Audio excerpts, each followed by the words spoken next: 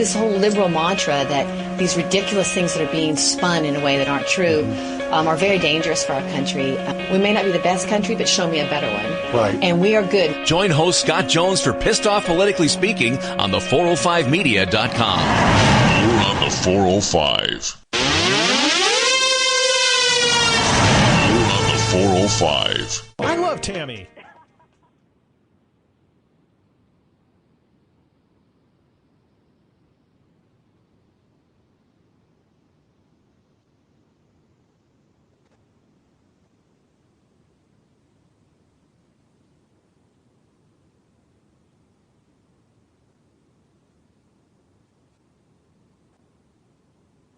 Like that, and I thought, whoa, that is a lot.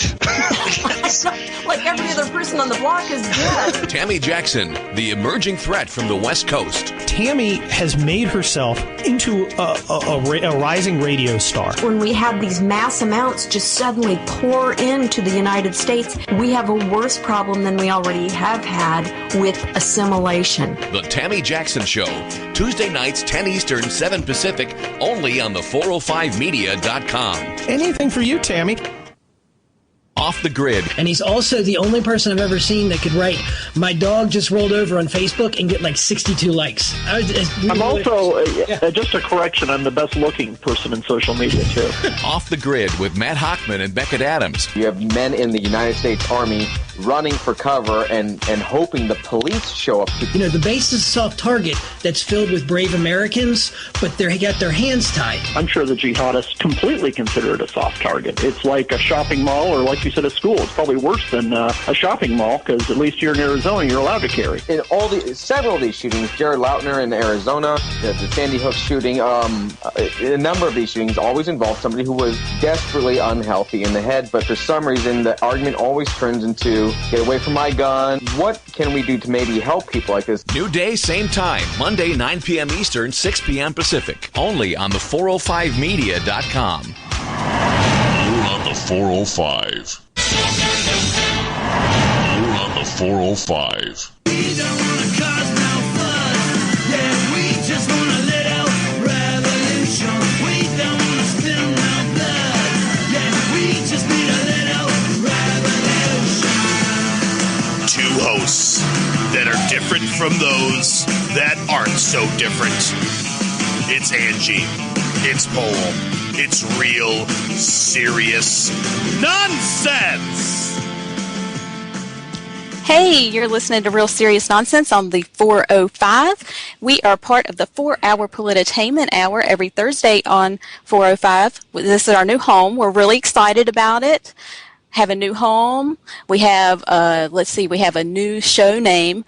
We kept a lot of the old stuff, though. Like, if you listened last week, you understand we kept a lot of the nonsense and the, basically not knowing what we're doing kind of thing. But so far, we're already at least doubled and raised the bar from what we did last week by just simply saying, welcome to Real Serious Nonsense. So way to not drop the ball this week, Angie. I'm proud of you. Did you hit the record button? You know you didn't do that last week. Hey, no. Why is everybody throwing me under the bus for that? I mean, it's new software. You would think that the software would come with the box pre-checked because people would want to save the work that they've actually done and not just let it go into oblivion. So if you missed last week, sorry you missed out. If you did hear it, just consider it that super special limited edition, thing you can get whenever our shows relaunch with new names and all that. So if you weren't here live, your loss. No, really, actually, I think if they missed it, they're probably the lucky ones because you actually were there, right? Bunny's show was fantastic. So really, missing our show wasn't a big deal. Well, I can agree with that. Bunny's show was fantastic. Speaking of Bunny, we were talking about we're part of the 4-hour Politainment Hour. We are a group of shows. We gotten together and we've started a website and we do our shows together in a block every Thursday night. If you want to check us out, Bunny writes some articles. And we have a Thursday shuffleboard tournament as well in the morning. Yeah, right. But you can check us out on the web. It's politainment.net, and you can follow us as a group at on Twitter at Polititainment. And it starts at 8 o'clock with Jason. According to me, he's wonderful, has a lot of voices, kind of multiple personality. It's like Sybil on a merry-go-round, but better. And then we have Bunny at Sam Janney. It's Unapologetic Bunny at 9. And she's awesome. You know, she's like with the chainsaws and everything. She's fabulous. She's my Twitter wife, in case anybody didn't know that. And then there's us, and we're just a mess. We don't even have to explain ourselves. And then we're followed up by the wonderful Daniel Stafford at 11 o'clock. He's amazing. You guys got to stay tuned and listen to him. But I am really excited tonight. I'm probably going to fangirl a little bit. I'm just going to go ahead and let you know there might be some squealing, a little bit of squealing, because we have a wonderful guest I'm really excited about.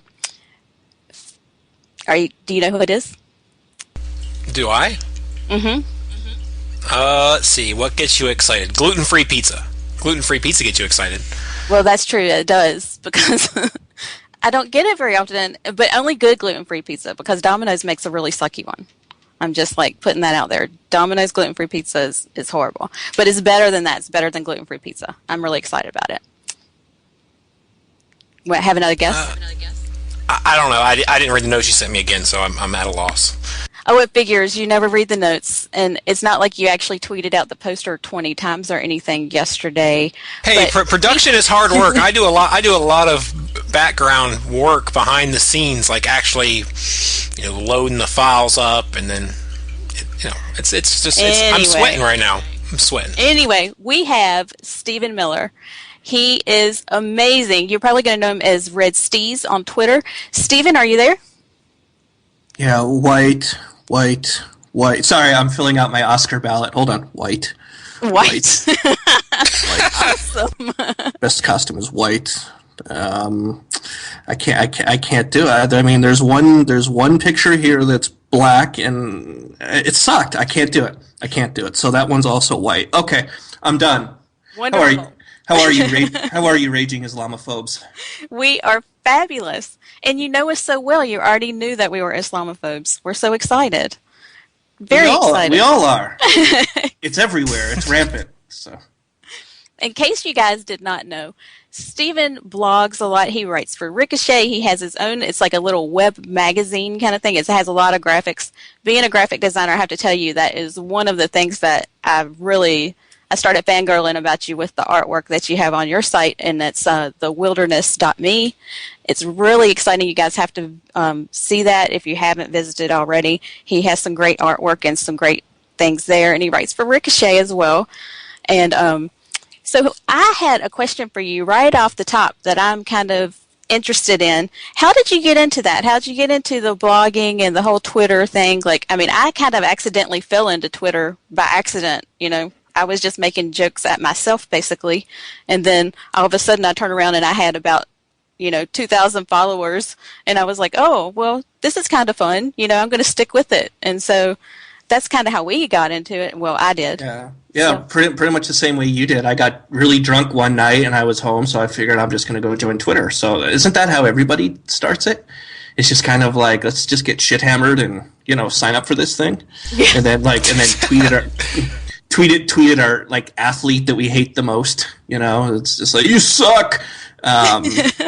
No, I had one account where that was kind of for what I do for professionally, and it was kind of just to keep track. I just used it as a news feed, and then I created kind of a more personal account, which is what it has transformed itself into the monster that it is now, which I always can't control.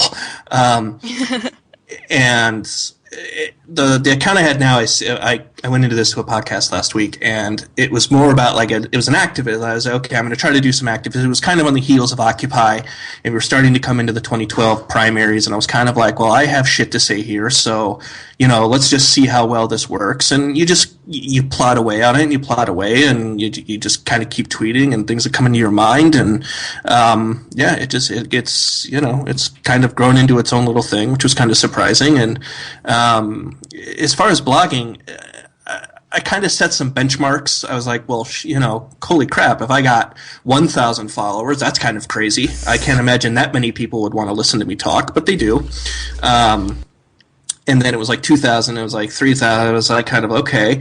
And so I kind of put a little check mark in my head that said, okay, if I get to like 5 or 6, maybe then I can look at starting a blog or just something. I didn't want to just create any like blog. I mean, there's just too many of them out there, which isn't a bad thing. It's important that, you know, people that do what we do and are involved in the things we're involved in are heard. It's important that their voices are out there.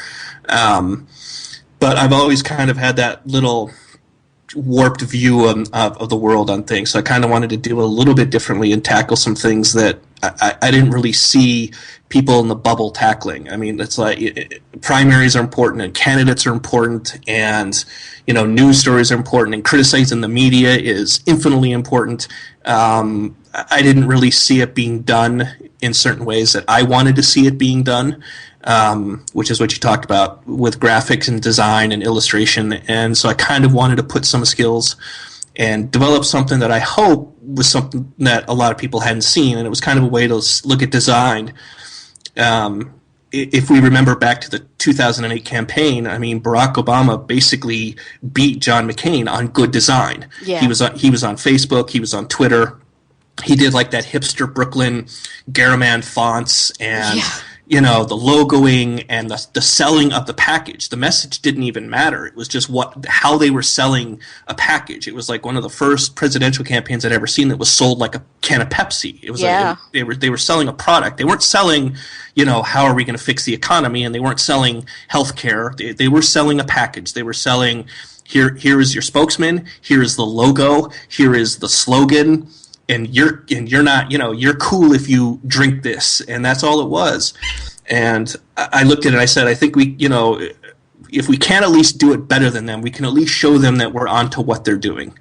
So, and I think 2016 is gonna trend on that a little bit more as far as like good design and good messaging and showing that we are engaged with what's happening in culture. And there are those of us out there who, you know, we're not the cliche, the Lena Dunham rapist cliche of mustaching and, you know, loving my guns and kicking my shit boots, and, you know, that's not who we all are. There's some of us out here who are kind of a little bit more on the edgier kind of, you know, cusp of things that are happening. So I think that's how I kind of got into blogging, and it does well. And, you know, I try to do it weekly, and sometimes it's bi-weekly if there's nothing happening, which these days is rare. So, but that's that little backstory. That's my David Copperfield moment. That's it. Well, that's kind of exciting.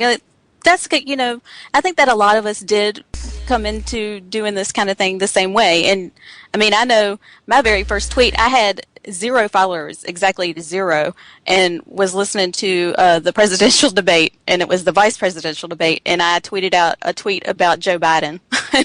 I said the only winner in the debate tonight was Joe Biden's dentist. That's my very first tweet, because he just sit there and grinned the whole time, and I was just like, well, that was fun. And I just sit there, and basically for probably about 2 weeks, I made myself laugh at my own stupid jokes, and then eventually I turned around and I was like, oh, well, people are actually like laughing at some of my stupid jokes along with me, so that's kind of fun. And then I think that Paul Clay, I call him Paul, and people are like, whatever, what are you saying? Nobody knows what I'm saying when I say that. But he was like one of my first followers, and we just kind of hit it off, and we just fell into, like, I think one day I just messaged him and said, hey, you want to do a show? And I was actually required to get a Twitter account for work, which was a terrible ding into my productivity. They're like, you got to have Twitter for work, and I was like, well, I'll follow a few sports accounts, you know, as Steven said, and then after following the sports accounts, I was like, well, I want to follow these political accounts too, but, you know, I try to keep my work life and this, whatever the hell this is, separate. So I created this account, and it just kind of came into that. And hearing his story was kind of strange to me, because I kind of set those same benchmarks. So I said, when I get 1,000 people, I'll start a blog. So I would totally be Red Steez if I was not a procrastinator. Just throwing that out there. Exactly. You don't want to be me, trust me. Speaking of being you, how exciting was it that Rush talked about your article on his show. Like, I was listening that day, actually. I don't listen to him every day, but I was listening that day, but I was really busy. And I was like, oh my gosh, I have to tweet him and tell him he was on Rush. But he was talking about your Imaginary Son article that you put on Ricochet. Right, the extraordinary life of Obama's would-be son, he's like the Forrest Gump of presidential children. Yes. The Imaginary Son is like one of my favorite things to make fun of, except the only thing that beats that are like dog jokes. You know, the Obama ate a dog joke is always wonderful. Right. But yeah, I mean, it was interesting. I was actually at the doctor. I was at the doctor's office, and I had said my phone was just starting to go off, and I was waiting for the doctor. So I'm looking at my stream between, you know, blowing up rubber gloves into balloons and playing with the tongue depressors. And so I look at my stream, and so I'm suddenly like getting a few DMs and stuff, and I'll listen to Rush once in a while if like something happens and I'm curious, like if an event happens and I'm curious what his take on it's going to be, but I'm not a regular listener. And so I mean, it's good. I mean, you can't really buy exposure like that if you're a blogger. Exactly. So, and I did hear the sound clip. Someone sent me the audio from it. So it was, you know, it made my dad proud, which was kind of the most important thing in any son's life. So, but yeah, you know, I'd be lying if I said it wasn't kind of cool. It was a little surreal. But I think the way how he went into it, how he kind of hedged it in between the cops was, I mean, it was kind of powerful. And I don't mean that to be like, look at me. I just mean it kind of how he used it, because he was kind of right about how Obama uses these fictional examples or these bloviated examples to wedge an issue and to use it to attack someone. He's never using issues of his children unless it's basically to put himself between his opposing party and those that disagree with him. So, and that's kind of what I said in the piece. He uses his imaginary son to talk about, you know, living the thug life. So he's getting into trouble, or he's getting shot by a neighborhood watchman, or he's getting concussed out of football, or he's getting racially profiled. And he never uses his son to say, you know what, if I had a son, I would be thankful every day that he'd be going to Sidwell with my daughters. Exactly. And if I had a son, I'm so thankful that this country would provide him the opportunity that my daughters have, which is to basically anything they want in their life is going to happen. You know, if Malia Obama or Sasha, which one of them is now working in Hollywood on a TV show, well, she literally just gets, her dad calls up the producers and goes, hey, my daughter wants to be a PA. Okay. And that's it. So, yeah, I thought that was a great juxtaposition of showing like what his actual children are like and what he uses his imaginary children for. Yeah, it's, you know, if I had a son, he'd be Trayvon. Well, you have two daughters. Are they not Trayvon? Exactly. I mean, what's the difference here? I mean, there are black girls that are killed too. Michelle Obama went to the funeral in Chicago of one who gave a speech that would happen, 2 summers ago. So this need to create a fictional character to somehow relate to being a guy off the streets and not a guy from Hawaii and Harvard. It's disturbing. It's fascinating. I mean, this is for a guy who, you know, is supposed to be one of the greatest relatable orators of our time. He has to make up imaginary things. It kind of ties into last week when he gave the proposal for free community college. He said, I'm making a proposal for free community college. And it's like, that's great. That's great. You can make a proposal to have it start raining donuts. It doesn't matter. It doesn't matter what you propose. That's not how the system works. Well, he's proposing that, you know, we're going to combine shapes with food and we're going to only eat Squirtados now.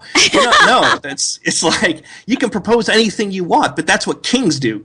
He's just sitting bored on his plane and he's like, I want this now. And they're like, okay, we'll go make that happen. And then you picture like the squire coming back. Oh, Majesty, we couldn't quite get that to happen. And then he just chops his head off and he's done with it. But that's why, and then he enlists, 2 days ago, Tom Hanks writes an op-ed for the New York Times of community college, and that's how he operates. So he throws out an idea, he gets Hollywood and others to, rich, white, racist Hollywood to sell his idea because he doesn't know how to do it. And that's what I mean by selling a product. Obama's always just been a product. He's never been a great idea guy. He's a guy who can speak well given the circumstances with reverb and a teleprompter, and he sounds like a minister, and people get revved up for that. But as far as like selling policy, he hasn't sold a policy in his entire presidency. Not one. Obamacare was written by Democrats in Congress. He then just went out and said what his speechwriters told him to say. And it's similar now with free community college. He doesn't know how he's going to get to it. And that's the point. He doesn't want, all he wants is the talking point that Republicans don't want educated people. That's all he wants. He just wants the fight. That's what a community organizer does. You pick a fight and you hedge it between two parts of society, and then you say, those people over there, they're racist and they don't want you educated. And getting Tom Hanks to do that, who is someone most people like, he goes in and writes an op-ed about community college, when Obama's the one that should be writing that op-ed. So he then just comes up with a proposal, sends it off to Spielberg to make a great short film with some John Williams music, and Tom Hanks then is the one to sell it to us, not the guy whose idea it is to meet with congressional leaders to say, okay, how are we actually going to get free community college? How are we going to pay for this? And I have a great idea of how people could pay for it. They could probably do like I did and work 2 jobs and pay for it themselves. I mean, community college, you really can. Personally, I personally did go to community college, and I did pay for it, like myself, by just working. I mean, it's not like it's the worst thing in the world. I don't really understand the whole, like you said, it's just a stupid argument for him to be able to say, hey, they don't want people to be educated. I mean, that's but that's the only point of him doing it. He knows he's not going to get it. He just goes out and says free community college, and there you go. Let's sell that. And so then they enlist the spokespeople, and that's a way. Enlisting a celebrity to sell your policy and your shitty idea is what people do who don't know how to sell it themselves. And, that's where we're at. And now Hollywood snubbed him with Selma. So now we get to see the head eat the tail, and it's glorious. Magnificent. That's one thing that I really love about your Twitter feed. And I got a lot of this when people had seen that you were going to come on the show. I had a lot of people message me and say, he trolls the left so well. I think there was some kind of conference going on in Detroit. I can't remember what it was. It was like... the Elizabeth Warren one, I'm not sure if that was in Detroit. That was phenomenal. Yeah. Well, it was Netroots, and it's not even. There you go. Yeah, it's not even about trolling. I have a great thing I'm going to eventually write about that's on the back burner about what trolling is and what it isn't, and not that I'm an expert or I'm good at it. It's just all it is getting them to admit their hypocrisy with their own words. That's all it is. So when you see people in media like Zerlina Maxwell loves the term troll. Oh, you got your trolls, or Amanda Marcotti or whoever, they say trolls. Well, trolling isn't just calling somebody a bad name on Twitter in all caps, and they'll focus on that and they'll retweet that. Everybody does that. Thank you, Andrew Breitbart. But it's all it is you're just trying to get somebody to. You're trying to show someone's hypocrisy by using their own words. And it doesn't have to be about liberal or conservative. It doesn't have to be any of that. And that's all Netroots was. You had a group of people. It was crazy. I wasn't even there. I wasn't in the room. But you spend this time on this hashtag and you learn all of these groups. This is supposed to be pure tolerance and one big happy love fest and stuff. And then you see it and there are all these little microaggressive panels who are contradicting each other and being aware of people's feet, and it's crazy. And I didn't set out to plan to do that. It just was kind of oh well, I might as well do this for another 3 hours. So it was going well, but that's all trolling is. It's not like going out and picking a target. It's just all you're doing is to try and get someone to again reveal their hypocrisy by using their own words, and all you have to do is retweet it. That's it. And unfortunately the left are very good at being hypocrites.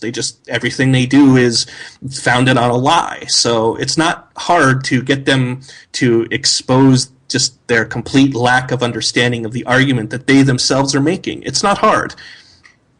Yeah, that's one of the things that I do love about your Twitter feed, though, is you can go, like, honestly, if I've been really busy during the day and I want to find out what's happening while I was gone, I go to 2 accounts, usually yours, and I'll go to see, like, Hellraiser.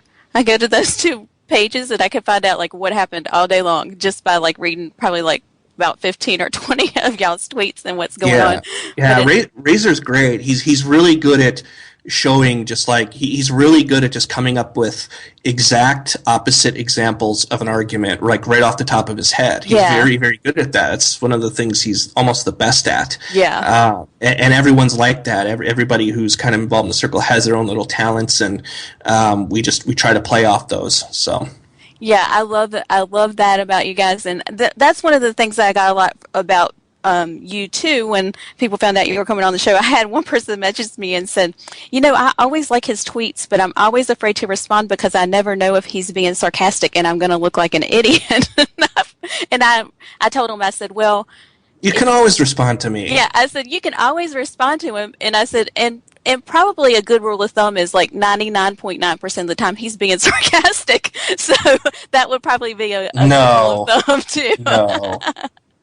But so what have you found as you've been doing this whole thing, and especially since you've been mentioned on Rush and stuff? Have you found that your account, that people are responding to you differently, or they act differently with you now? No, I'm still the same obnoxious, still the same obnoxious little troll, and that's fine. I didn't see a lot of, honestly. My mentions were kind of crazy for a couple of days, but other than that, it wasn't that big of a deal. And you know what? If you were to ask 100 people on Twitter, hey, did you hear when Stephen Miller was on Rush? Probably 50 of them, 50 to 70 of them wouldn't even remember it. So I don't even remember what I listened to the sound clip, and I don't really remember what he talked about beyond that. So I mean, you take it, like I said, it's good exposure for anyone who's blogging. I don't know how he got it. I don't know if somebody sent it, or like a reader, or if he has like an anonymous account, or if Snerdly or whoever. So that was kind of like weird to me. That's kind of unnerving. Like Rush Limbaugh could have like a secret anonymous account on my timeline. That's a little. Well, his brother is very active in social media, and he's really active on Twitter. Right, so David. Maybe. Yeah, I mean, maybe. So no, it didn't. It didn't make me go out on a giant Coke and 8-ball heroin bender. I'm not like. You wasted the moment, man. I know. I'm not wearing leather pants or anything, so calm down. That's great. Okay, well, we're going to take a quick break.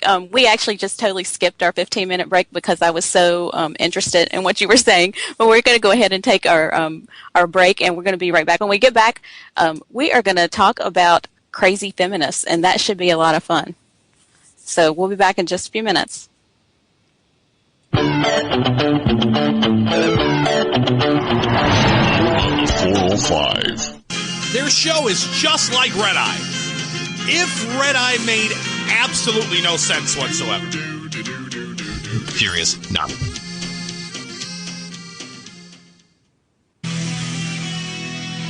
Coming soon to the 405 Radio. This guy sucks, but he doesn't suck as bad as this guy. I'm tired of voting for the polished turd. Ew, no way. You got dumbasses going to bowling alleys after they came back from Western Africa 72 hours before. You got a nurse who refuses to be quarantined because, I do what I want, whatever. I can eat bacon while talking to you about Ramadan. Totes. I totes agree. The government is always right. If there's anybody that you can trust, it's certainly the government is.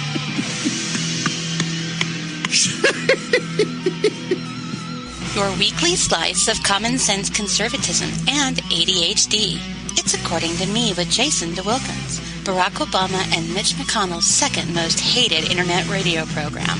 Thursdays at 8 p.m. Eastern on the 405 Radio. We're gonna spread happiness.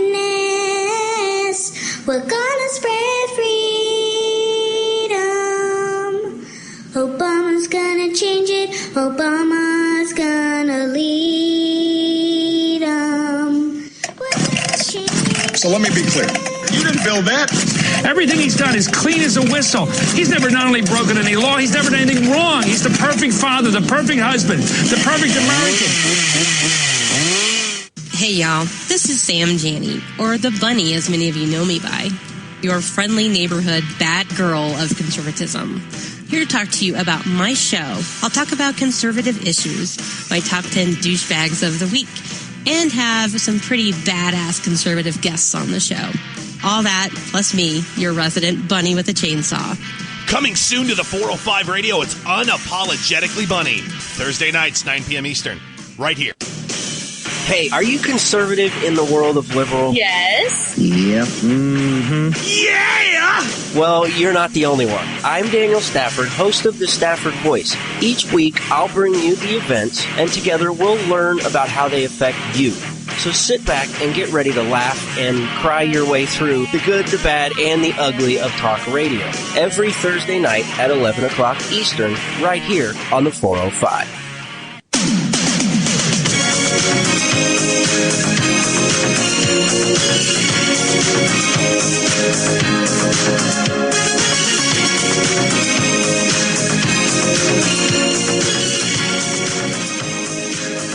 And welcome back. You're listening to Real Serious Nonsense. And speaking of nonsense, did I just get rickrolled? You just got rickrolled. Yes. That's gonna be our new thing, Angie. It's our favorite thing to do. It makes me so happy to have that as our return music. It makes me so happy.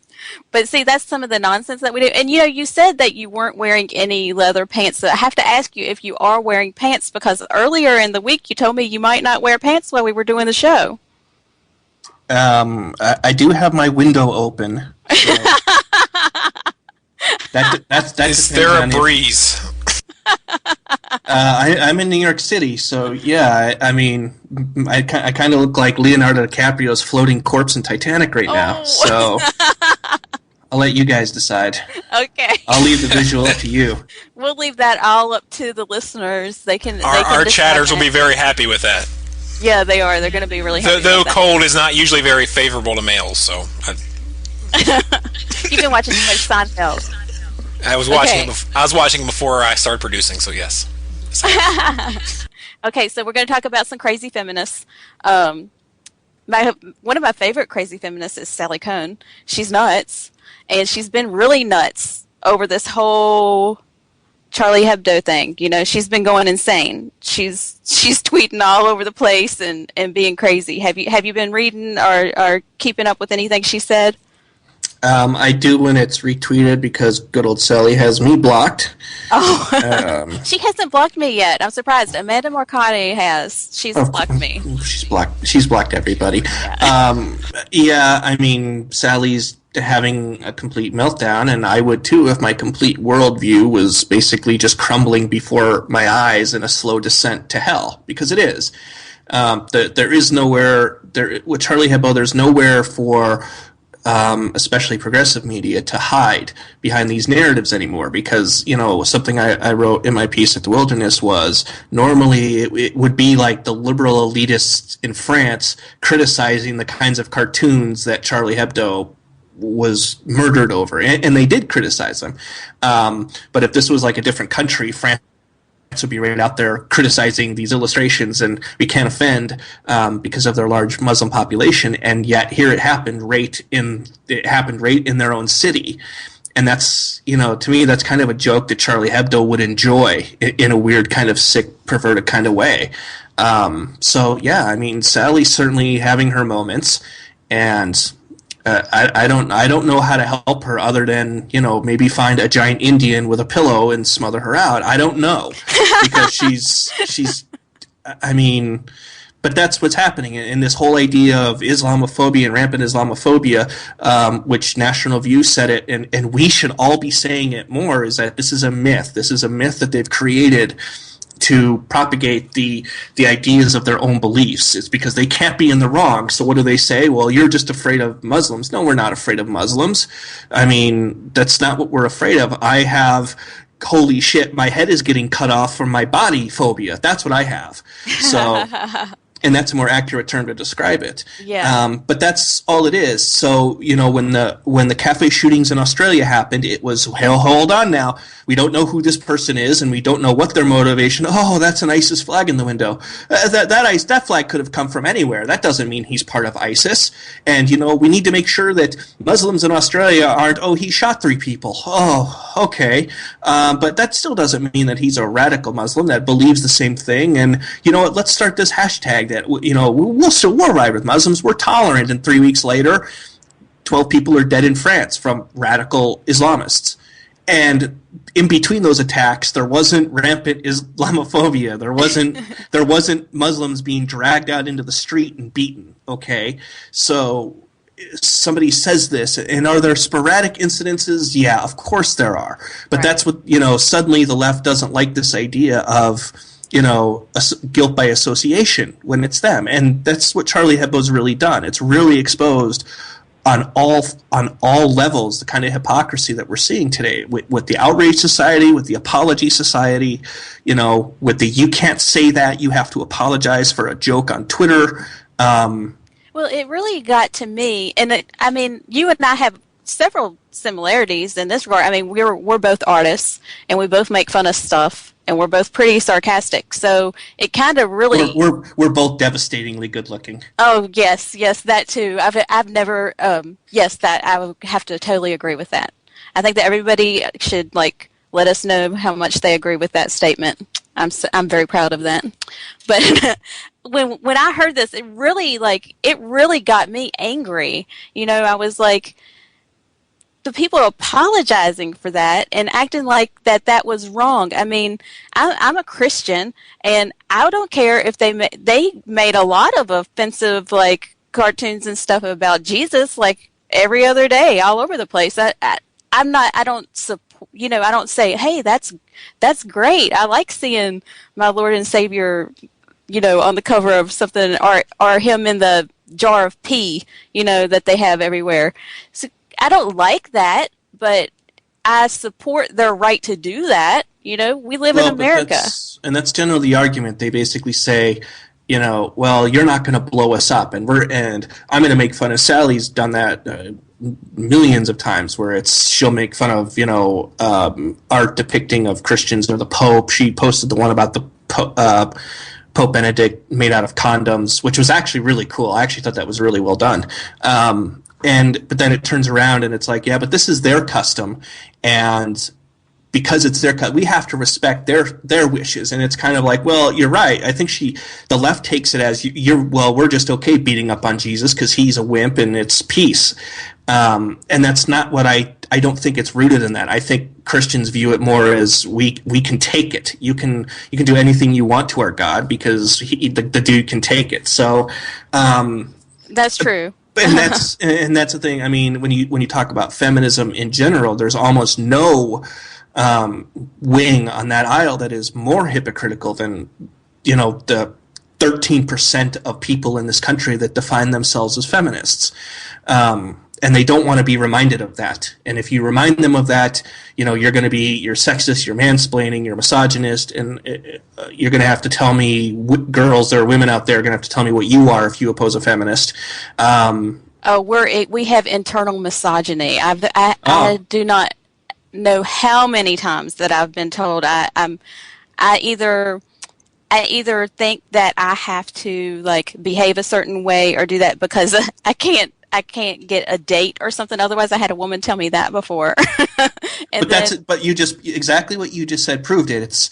It's they attack your behavior as a woman to prove that you're not a feminist, and that's the same thing with hypocrisy. And my favorite was there's the lady made a video about manslamming, where she's walking into people in New York City, which is just hilarious as hell. Yes. You know, good old Jill Philippovic and Amanda Marcotti and Sally Cohn, they didn't have much to say when Joe Biden was manslamming into 13-year-olds all day when he was swearing in Congress. They completely remained silent while, you know, Joe Biden was manslamming up into old 13-year-old business there.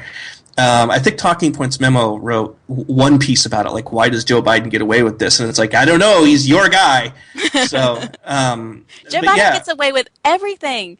Everything. It doesn't matter what he says. He gets away with all of it. I had somebody actually tell me one time, we were talking back and forth about, how he can get away if a Republican, I don't care who they were, they could be the lowest Republican on the they could be running for city council. If they said some of the stuff that Joe Biden says, people would be insane, calling them racist and everything else all over the place. Well, it's why he's the 2016 Dem frontrunner. He's completely media-proof. I said it. Biden is the 2016 Dem frontrunner. You can mark it down. So? Mostly satirically, I think, obviously, and it's funny because the piece I was releasing for The Wilderness is about that. It's about Joe Biden being the front runner, and then, of course, radical Islamists came and screwed all those plans up, as they're aching to do. For the most part, I do believe it. I do. If he plays his cards right and not upside down and not go fish, I do. I see a lot of inroads as to how that would happen. I would run Joe Biden's campaign because I think I could get him to win. So if he called me tomorrow and asked me to be his campaign manager, I might take it just to prove I could do it. In a horrible kind of way, just being like the little sarcastic Twitter addict that I am. I hope that happens because he's the leader we deserve right now. So well, I can agree with that too. That has a lot to do with it. He's the leader we all deserve. When you look at where society is in this selfie-obsessed, Kardashian-drooling, just looking at the internet, looking at YouTube, and just like glazing over, he's the perfect guy for the time we live in. And that has a lot to do with becoming president. It's being the right person at the right time. And I look at it and I say, well, here's a guy who's media-proof. You're right. There's literally nothing the guy couldn't say or do to get the media to like turn on him. And if he just plays it right, I think he can take out Hillary. And after that, there's nobody else. It's clear sailing. So I don't know. It's going to be fun to watch. I do think he's going to run. And he's the only guy that during a debate with Hillary, which at this point sounds like there's going to be 4 people on that stage in a primary between the Dems, he's the only one that can look over at her and go, Mrs. Clinton, on the night of Benghazi, you told me and the president you had it all under control. So we let you take it over. So I don't know what you're looking at me for foreign policy. So that's all he has to say in a primary debate is just, Mrs. Clinton, you told us you had it, and now people are dead. If I'd been in charge, I would have gotten those people out of there single-handedly with an aircraft carrier. On wheels, that he'd be saying these things. On wheels.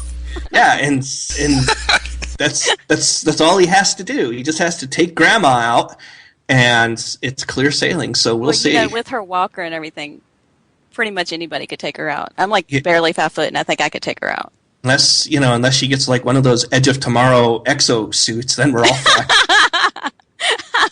Oh, that would be awful, but hilarious. But yeah, I mean, the thing, it's going to be interesting to see. This is why I don't see Hillary as an inevitability is nobody wants to be an angry feminist. And I don't think the country wants to go through 8 years of what we just went through. So if you literally just replace, a C with a P, then we're not going to be racist anymore. We're all going to be rapists, and that's what's going to happen. And I don't think we're ready to go through 4 years of that. And that's when you talk about crazy feminists. When 13 to 14% of the country identifies that, and then of course you're going to have the contingent that wants the first woman president, but Hillary's not likable. That's her problem. So it's going to be nuts. I don't see the country catching on to things as like a woman walking through New York and getting catcalled and man-slamming and man-spreading and all of this crap that they literally are just making up to stay relevant. Yeah, they've actually made up words. They're actually making up words to stay relevant. The man-slamming. I mean, what in the world? Who thought of that? I mean, especially, you live in New York. Don't you guys run into each other all the time? Yeah, we have a special word here for people that do that. They're called tourists. For people listening, it's tour, as in going on a tour with ist, and it means somebody who's from out of the country or from out of town coming into a strange place and not knowing that you don't stop on a sidewalk when there are 8 million people trying to get around you. It's tourist. It's French. So, but that's very much their mentality, though. That anything no matter how benign and how normal it is, it's going to be something against them. They see themselves as a victim in every situation. So well, right, but that's why feminism is just ends with liberal politics, and that's what it needs to be. Like Cosmo is trying to become this great feminist magazine, and Cosmopolitan needs to be labeled a liberal magazine. They're basically just media matters with tips on how to get your boyfriend off when he's taking a dump. That's all Cosmopolitan is. So, I mean, and that's where you have like Jill Filipovic, and you have these guys, and that's why I think you have to make a concerted effort to shift feminism into what it is. It's progressivism, it's leftism, it's liberalism. It is. It's no different. It's just we're women and we're proud, and truth be told, all progressive women fucking hate each other. They can't stand each other. They hate each other, and they hate conservative women even more. So I don't really get the whole feminism thing. They're not really for women at all. They hate each other, and they hate people who don't agree with them, especially women, even worse than they hate each other. So right, but yeah, I mean, like the thing in Cosmo, or for what's her name, Anna Breslaw, did the man slam where you would just purposely walk into a guy in New York just to get the reaction, like, I'm not moving, you move. And it's like, well, all you're doing is proving that people in, New York are assholes. Well, everybody knows this. You're not stumbling upon the Ark of the Covenant here.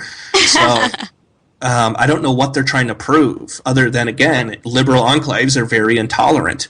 But yeah, people slam into each other all the time. This is the joke I made about manspreading. If you're worried about manspreading, one, you're staring at somebody on a subway, in which case you probably deserve to be tased, because nobody does that. Yeah.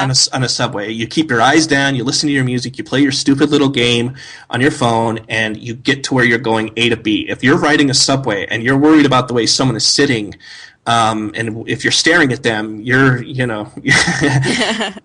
trouble. It's New York 101. Don't do that. So we're actually going to let Clay talk for a minute. We're going to move to our hashtag and ask you some questions. And Clay's actually going to get to say some words. You and I ended up talking so much. Like, we just talked back and forth, and poor Clay hasn't said a word. So I'm going to let him go first. We went through, like, our hashtag. It was Ask Red Steez Anything. And we each picked, like, 5 questions. And I promise we're not going to ask you, like, for your social security number or anything, okay? So let's just make both the IRS and some illegal in New Mexico probably already has it. So whatever. True. So let's just make sure up front. I always want to make sure that guests understand that we pick the most oddball questions that we possibly can.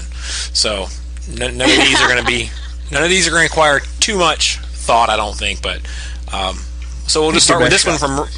Yeah, start with this one from Ringo 6. If Hillary came to his door with a bottle of fine wine and a card, would he hit her with the roast duck or the ball bat?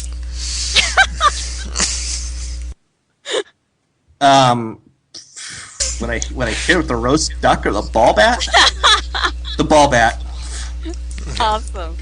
Good choice. Okay. Angie. If you could design, do you think you could design a better $6 million man than Steve Austin?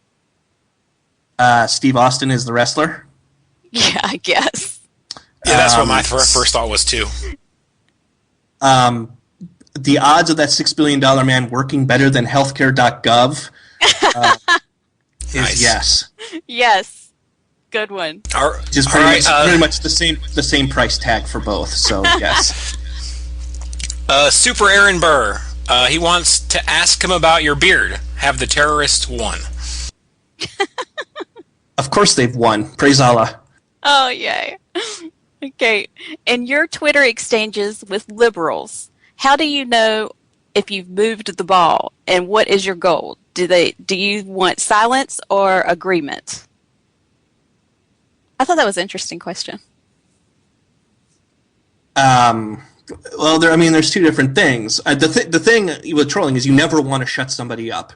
So as far as, like, if you're setting out to do it, like one of my, as far as like saying what's my goal, what's my plan, I mean, I gotta throw, like, it's like the Joker's like, do I really look like a guy with a plan? It's like, no. Like I said, if your goal is to get them to keep talking. If they talk long enough, they're going to expose themselves, and all you have to do then is just retweet away. It makes it incredibly easy. So no, there is no grand goal. The goal is to get them to talk as long as they can. Fun. All right, Natasha Fatali. I don't know how to say it. Speaking's not my thing. How are you personally getting ready for Hillary?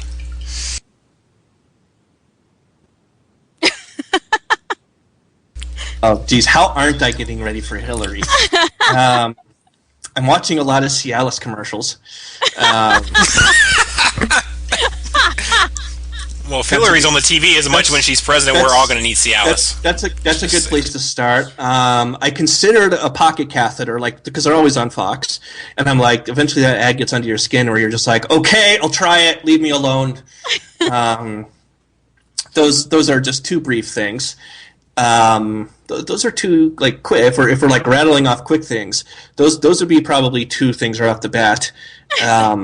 Yeah, I just want to see how I just want to see how she feels. I mean, I don't know. If I'm like preparing to put myself in her shoes, I'll probably take a couple of spills. Maybe try to fake a stroke. Oh yay! Yeah, she gets that chronic amnesia. Maybe I'll try to bring the moo back into style. That'll be a big fashion. That'll be a big fashion craze when she's in. So pantsuits will be everywhere. I'll bring back the moo. Okay. Yeah. And because we're all so sick of those yoga pants. Yoga pants are terrible, right? Oh, moo-moos all the way. Well, okay. Now yoga pants are okay on certain people. It's just certain people that shouldn't wear yoga pants. But I'll take the good. I'll take the good with the bad. That's what my blinders are for. I forgot to mention who my first two tweets were from. My first one about the $6 Million Man was Zach Ward, and the Hired Mind was my other one. This one is from Patriot Musket, who, by the way, apparently loves you, but in a completely heterosexual manner, he said for me to tell you. Well, he's blocked. He's a really nice guy. I like him a lot. But I'm kidding, Musket. He wants to know, which follower were you most excited about when they followed you? I don't know. I get more excited when I get people to unfollow me. Oh. I had George Stephanopoulos followed me for a day until I was like, oh, hey, George. I was like, welcome to my Twitter. Chris Hayes followed me for about a day. And then, so I was kind of like, I want to see how fast I can get these guys to go run off screaming. Brit Hume was cool, and people know, there's people who's followed me for a while know the story of Brit Hume, and I was like, oh, Brit Hume's following me. And because he only follows 200 people at the time. So I was like, whoa, okay, this is, all right, what's going on here?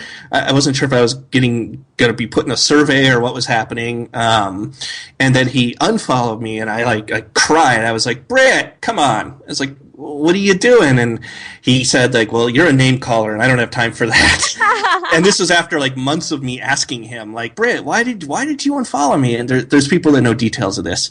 And he finally said, well, you're a name caller, so there's your answer. And I was kind of like, I promised him I could change. I was like, Britt, I can change. But then I thought, do I really want to get in exchange for Brit Hume's love and adoration, do I really want the ability to stop calling Bill Maher a douche gargler? I just there's trade-offs. So that is a trade-off. I had to let Britt go. It's the fault in our stars. He had to go, and but he did retweet me just last week or so. So we're making progress. We're on the road to recovery here. I'm glad to hear that.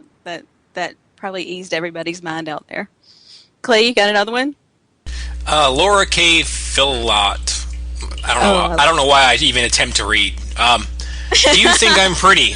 My mom says I'm pretty, but I just don't know. What do you think? Now, keep in mind, this is from a woman, so just keep that in mind. So this is a test. Well, if Laura's mom is even half as pretty as her, then I would say, of course, it's a compliment. Yeah. Excellent. I like that. That was a great answer. Yeah. Who is your favorite person on Twitter to troll? and that is by 5 Shells. Chuck Schumer in DM. Oh, fun. Everyone, yeah, Chuck's account followed me a while back, and so every once in a while I'll DM him, ask what he's wearing, how is his day. I posted like screenshots of one conversation where Chuck was at the White House during Benghazi, and nobody ever thought to ask him this. Like, it was crazy. Chuck Schumer's name was on the ledger while Benghazi was happening, while nobody knows where our president is or what he's doing. And so I was like asking him, I'm like, so Chuck, how was speech rehearsals? Just being nice. I'm being nice with Chuck. I'm trying to build a rapport. He tweeted a great thing when Adam Yauch from the Beastie Boys died, so I can't troll him that much. And he's my district, so he's my guy. But yeah, so every once in a while I'll DM him. I'll ask him what he's wearing. That's awesome. I'll ask him what his favorite beverage is that day, and if I can get him anything. So yeah, he's probably my favorite. That's awesome. Okay, we got 2 more questions and we got 5 minutes. So Clay, you go for yours. All right, Liberty Bell. Ever gotten into an all caps troll war with Cher? If so, was she coherent? Those questions don't make sense. One, she's never coherent. Yes. So that doesn't quite make sense. No, I don't follow Cher. I try to maintain some semblance of sanity. I don't understand why people do, except for like just the pure holy God moments. I've never gotten into it with Cher. I'm probably saving that one for a special day. Yeah, that one would be fun. And this was our favorite question. But who knows? I mean, maybe I'll miss my chance, and if I could turn back time, then I'd wish I did ever get into it with Cher. That was good. I like that. This was our favorite question. We both love this question, and it's by GOP Mommy. She likes you a lot, too, by the way, I'm supposed to tell you. And she can't quit your Twitter feed. Those were her words to me. And the question is, if you could create a boy band like New Kids on the Block or NSYNC out of Congress, what members would you pick and why? Oh, well, let me see. Well, that's good. So let's see. Boy bands. Boy bands are guys who lip sync. They don't write their own material. They dress very, very badly, and they all think they're black. So I'm going to have to go with Schumer, Reid, Sanders, Durbin, and Booker. Oh, that is awesome. And you gave all the reasons. Those were great choices. I like that. I'm really happy about that answer. I know a lot about boy bands. Apparently. We might not have told everybody that. We should have kept that a secret. But we had such a good time with you on the show tonight. Thank you so much for coming on. We're actually already out of time. Do you want to tell everybody how to get in touch with you and follow you on all the various social media things? Oh, sure. You can get me at The Wilderness. That's my personally silly little website, and that's thewilderness.me. I contribute to Ricochet every once in a while when John Gabriel cracks his whip at me. And then on Twitter, you can find me at Sally Cohn. Awesome. You can follow us. I'm at Artist Angie, and he is at Pointless Cole, and you can find us at Polititainment. So we had a great time. I'm so glad that you were here with us, and really loved the show tonight. I hope you guys tune in again next week. I hope you recorded it. Me too. Oh, I just got dissed by Red Steez. Awesome. Made my night. Appreciate it. Thanks, guys.